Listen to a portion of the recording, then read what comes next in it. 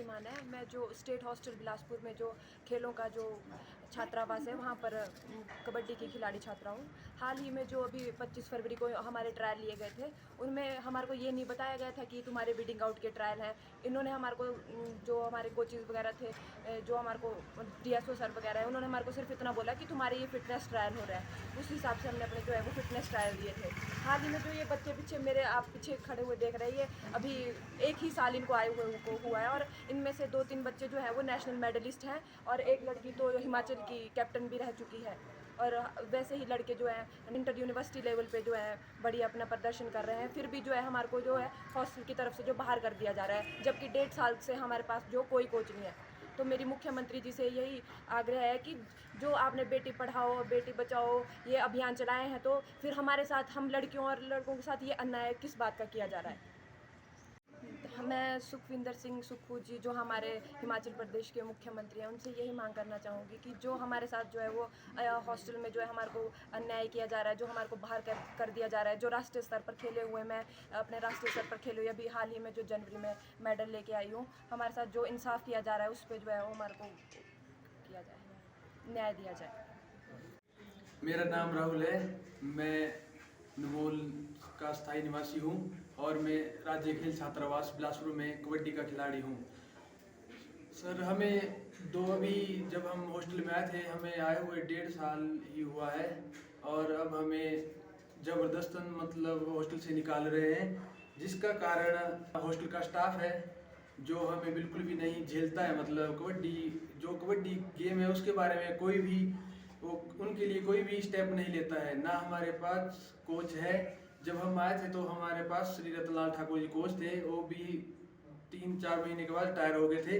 उसके बाद वो निःशुल्क सेवा देने के लिए हमें प्रैक्टिस करवाने आते थे, लेकिन उन्हें किसी कारणों से DSO के द्वारा मना कर दिया गया और वो फिर नहीं आते थे प्रैक्टिस कराने हमारे को। उसके बाद हमें ना कोई 2 साल में कोई सामान दिया गया, ना हमें कोई बिल, ना हमें कोई खर्चा खेलने का आने जाने का। और सर, जो हमारी परफॉर्मेंस है 2 सालों में, वो स्कूल नेशनल के लिए 2 बच्चे गए थे इस बार कबड्डी के लड़के, और 2 जूनियर नेशनल के लिए गए थे, 2 सीनियर नेशनल के लिए गए थे। और मैं खुद इंटर कॉलेज 2 सालों से हम विनर रह रहे हैं, जूनियर स्टेट हम विनर है।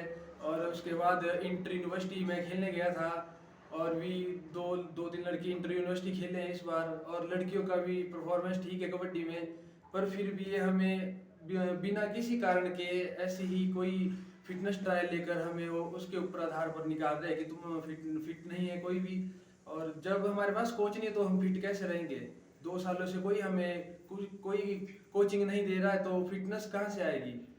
हम कोच के लिए बहुत 2-3-4 बार सभी से मिले, खेल मंत्री से मिले और डायरेक्टर साहब से मिले और CM साहब से भी हमें एप्लीकेशन भेजी कि हमें कोच मुहैया कराया जाए, लेकिन फिर भी कोई आने के लिए तैयार नहीं है। तो हमने श्री रतनलाल ठाकुर जी को भी बोला था कि हमें आप भी प्रैक्टिस करवाने आ जाएं, और अगर उन्हें भी सरकार भेज देती है प्रैक्टिस करवाने के लिए तो भी हमें कोई इशू नहीं है, हम उनके पास प्रैक्टिस करने के लिए बिल्कुल तैयार है। हम अपना परफॉर्मेंस तभी दे पाएंगे जब हमें कोई कोचिंग देगा। और हम CM सुक्खू से यही मांग करते हैं कि जल्दी से जल्दी हमें कोई श्री रतनलाल ठाकुर जी को कोच हॉस्टल में भेजा जाए और जल्दी से जल्दी हमारे साथ वो न्याय होना चाहिए जो भी गलत किया है इन्होंने। और सर, जैसे कि जो ट्रायल अभी रखे गए हैं, जो भी सरकारी काम जैसे कि आचार संहिता लगी है उसमें ये ट्रायल रखवाए गए हैं, क्योंकि कानूनी कोई भी कार्यवाही नहीं आचार संहिता में नहीं हो सकती, जिसके कारण ये ट्रायल रद्द कर दिए जाए। और CM सुक्खू से यही अनुरोध है कि हमारी इसके ऊपर कार्यवाही हो। कहूँगा कि मैंने 13, 14, 15 साल इस हॉस्टल में लगाए हैं। ये आज बात कर रहे हैं इन खिलाड़ियों को निकालने की।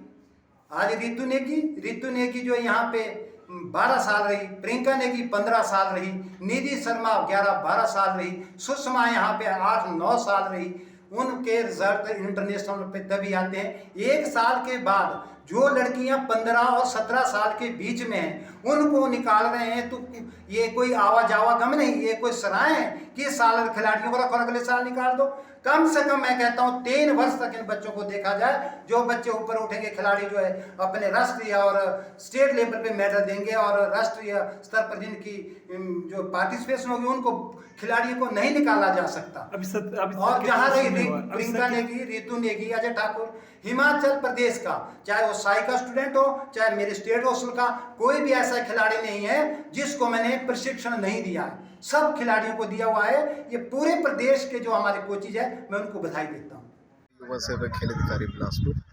आज जो बच्चों के एक शिकायत प्राप्त हुई थी कि उनको हॉस्टल से बाहर निकाला गया है, परंतु उनके जो पिछले जब से वो हॉस्टल में उनकी परफॉर्मेंस को देखते हुए एक थ्रू प्रॉपर चैनल एक वेट आउट का प्रोसेस था, जिसमें निदेशालय स्तर से आदेश प्राप्त हुए थे, जिसमें जो हमारे सीनियर कोचेस हैं हिमाचल प्रदेश में जो लिखते हैं हर एक गेम के, वो यहाँ पे आए थे और उन्होंने उनका स्पेसिफिक टेस्ट था, उनका एजिलिटी टेस्ट था, उनके टेक्निकल टेस्ट, उनके फिटनेस को देखते हुए जो भी उनका जो स्तर था उसके अनुसार जो बच्चे हैं उनका जो उसमें उत्तम नहीं पाए गए उनको वेट आउट के लिए किया गया था।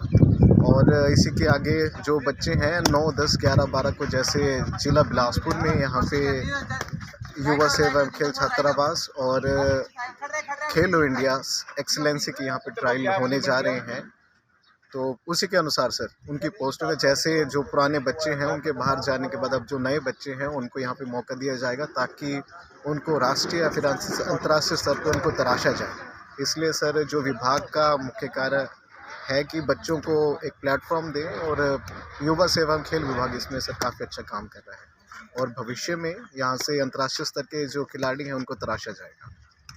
इस बारे में जो शिकायत प्राप्त हुई थी उसके तत्पश्चात मैं यहाँ पे छात्रावास में निरीक्षण के लिए आया और मैंने जो बच्चे यहाँ पे रह रहे हैं उनसे मैंने इसके बारे में बात की और उनके द्वारा बताया कि खाना अच्छा है। अगर भविष्य में अगर ऐसी कोई शिकायत प्राप्त होती है तो जो हमारे कर्मचारी हैं उनके बारे में उचित कार्रवाई अमल में लाई जाए।